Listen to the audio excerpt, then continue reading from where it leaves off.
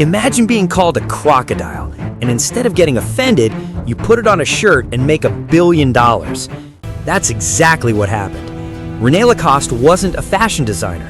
He was a tennis champion who hated his uniform so much he invented a better one. And that one decision didn't just change tennis, it created the blueprint for every athlete turned entrepreneur you see today. Jordan, Woods, LeBron, they're all following Lacoste's playbook. Paris, 1919. René Lacoste is 15 years old. Rich family, no pressure to work, every advantage in the world. But here's the thing about rich kids with nothing to prove. Most of them don't. René was different. He discovered tennis, and not just as a hobby, he became obsessed. Business lesson: negotiate your own terms. Most teenagers would have just asked dad for money to play tennis. René did something smarter. He made a deal. His father, Jean-Jules Lacoste, thought tennis was a waste of time, but he saw his son's obsession and proposed the challenge. You have 5 years. Become a world champion or quit tennis forever. Think about that. Your father gives you 5 years to become the best in the world at something or abandon it completely. No pressure, right? But here's what's brilliant. René turned the pressure into leverage. He wasn't asking for permission anymore. He had a contract, a deadline, a clear win condition. 1922, René enters Wimbledon. First round, he loses. Most people would have quit. René had 3 years left on his father's deadline. Instead, he analyzed his weakness, he trained harder, he studied opponents like a military strategist. By 1923, he selected for French's Davis Cup team. They called themselves the Four Musketeers: René Lacoste, Jean Boutrata, Jacques Brugnon, and Henri Cochet. Together, they were unstoppable. Business lesson: your network is your net worth. René didn't become great alone. He surrounded himself with champions who pushed him to be better. Sound familiar? It's the same strategy every successful entrepreneur uses today. But René had a problem.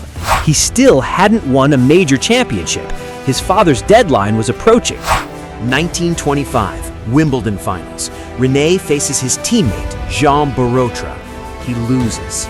But losing to a friend taught him something winners never learn. There are no friends on the battlefield.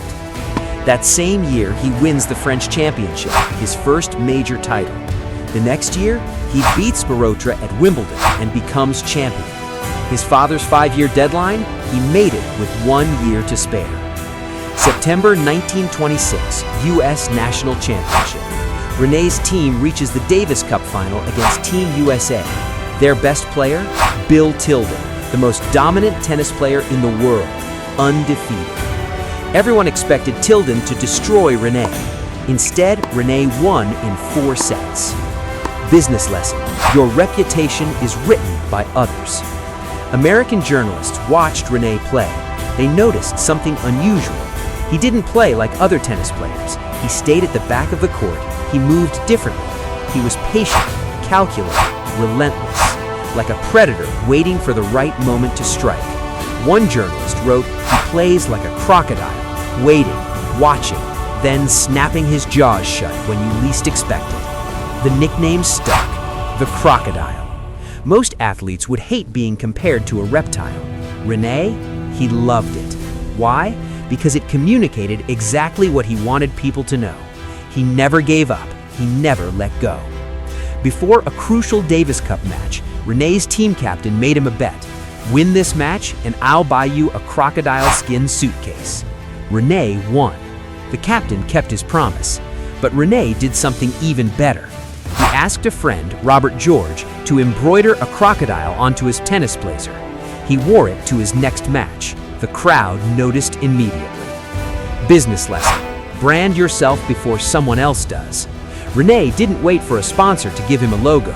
He created his own. That crocodile wasn't just decoration, it was a psychological weapon. Every time an opponent saw it, they remembered, this is the man who beat Bill Tilden. But wearing a logo on a blazer is one thing. Building $1 billion business from it, that's something else entirely. Here's something most people don't know. Tennis uniforms in the 1920s were absolutely terrible for playing sports. Long sleeves, button-up shirts, stiff collars, heavy fabric. Imagine trying to serve a 120-mile-per-hour ace while wearing a dress shirt. René hated it, but instead of complaining, he designed something better. Business lesson: solve your own problem first.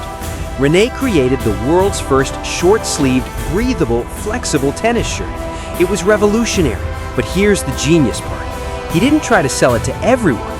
He made it for himself.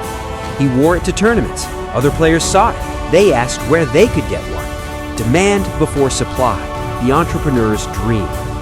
1933, René approaches André Gillier. Gillier owned the largest knitwear manufacturing company in France. René's pitch was simple: put my crocodile logo on these shirts. Let's sell them to athletes. They registered the company as the La Société Chemise Lacoste, or the Lacoste Shirt Company. René became the brand ambassador. Business lesson: partner with production experts. René didn't try to build a factory. He didn't learn manufacturing.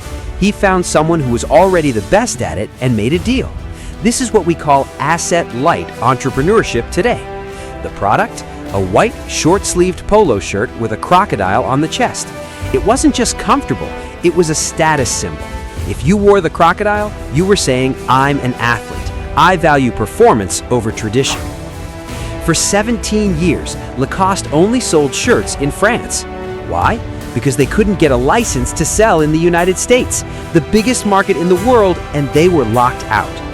1950, everything changes. Lacoste partners with an American company called Izod. The deal? Create a sub-brand called Izod Lacoste to distribute shirts in the US. Business lesson: strategic partnerships unlock new markets. Overnight, Lacoste went from France only to American shelves.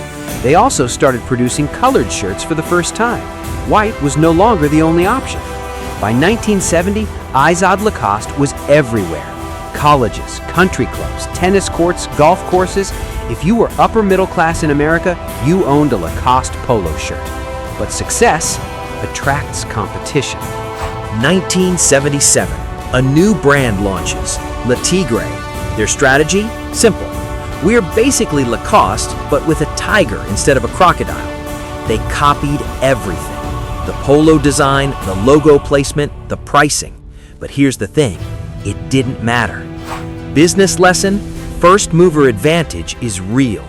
By the time Le Tigre launched, Lacoste had been dominating for 27 years. The crocodile wasn't just a logo anymore. It was cultural shorthand for success. Other brands tried the same thing. Polo Ralph Lauren with a horse, Fred Perry with a laurel wreath, but none of them could touch Lacoste's legacy. Why? Because René had done something brilliant from the start. He didn't choose a friendly animal. A crocodile is a predator. It's fierce, it's patient, it's dangerous. That's not a logo you forget. But in the 1970s and 80s, something strange happened. American teenagers started calling the shirts Izod instead of Izod Lacoste. The partnership that saved them was now diluting their brand. Worse, Izod's parent company, Crystal Brands, started drowning in debt from other business ventures. By the early 1990s, the partnership was falling apart.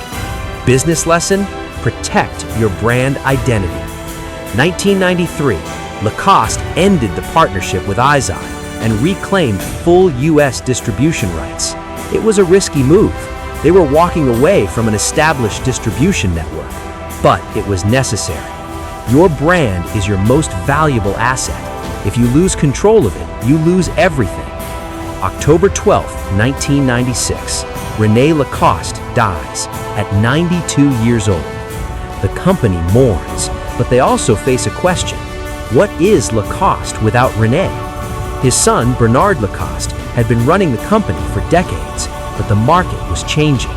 By the 1990s, Lacoste was seen as your dad's brand, safe, traditional, boring. Meanwhile, brands like Tommy Hilfiger and Ralph Lauren were capturing the youth market. Business lesson: reinvent or die. 2000, Lacoste makes a bold decision. They hire Christophe Lemaire as creative director. His mission? Make Lacoste cool again. Lemaire didn't abandon the heritage, he modernized it.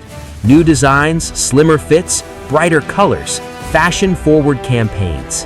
Lacoste went from sportswear company to luxury fashion brand. Under new leadership, Lacoste expanded aggressively. Footwear, eyewear, watches, perfumes, leather goods, home goods. They weren't just selling shirts anymore. They were selling a lifestyle. Business lesson: licensing is leverage. Instead of manufacturing everything themselves, Lacoste licensed their trademark to specialists. Want Lacoste sunglasses? License the logo to an eyewear expert. Want Lacoste watches?